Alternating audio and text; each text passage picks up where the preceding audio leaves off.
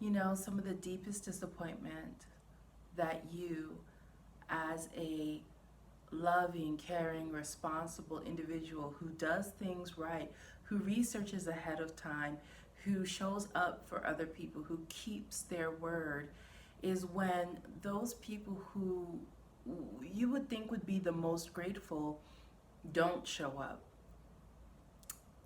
And then you're left toughing it out on your own, or maybe they're there in the beginning and those people drop out of the race. They can't stick it through with you.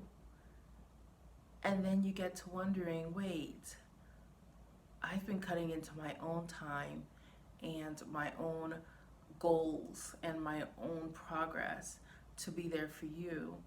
And now I'm realizing that when the shoe is on the other foot, so in this case, a lot of people go down the road of, well, you just show them, right? Your success is the best revenge, etc. Except it's not. All the while you are filling up your gas tank with this revenge success, you are also poisoning yourself because you're not that person. You lead with your heart.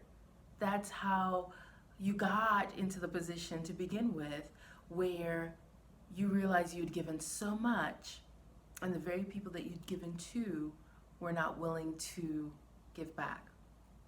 So you're a heart-centered person, and the attempt to get to where I'm going so I don't need you anymore, or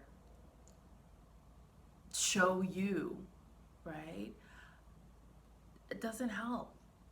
In fact, it hurts.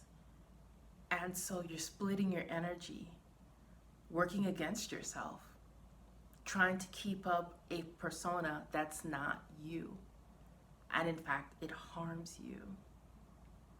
So with your energies now split, half of you trying to hold down the pain and the hurt through whichever means that you've devised, and then the other half of you actually trying to work towards the goal that you've chosen, you're split.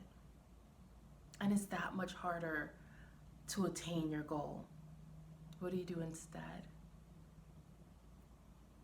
You get down to the bottom of how and why it so happens that you consistently put others above or ahead of yourself, even when you know it's not going to help you move forward, it's probably not going to be repaid, and it's probably going to be detrimental to your end goal. Even if it gives you a current relief, right? A current relaxation of the guilt because you showed up. In the long term, it harms you. You have to get down to why you consistently do that. That is the thing that stands in your way, not the people themselves or their needs or even their disregard for your goals and their lack of desire to support you. Those things we blame because they're apparent, they're on the outside. But you can't control other people. What we can do is look down to the bottom, the source, the reasons behind why we do what we do, and then resolve that on an emotional level.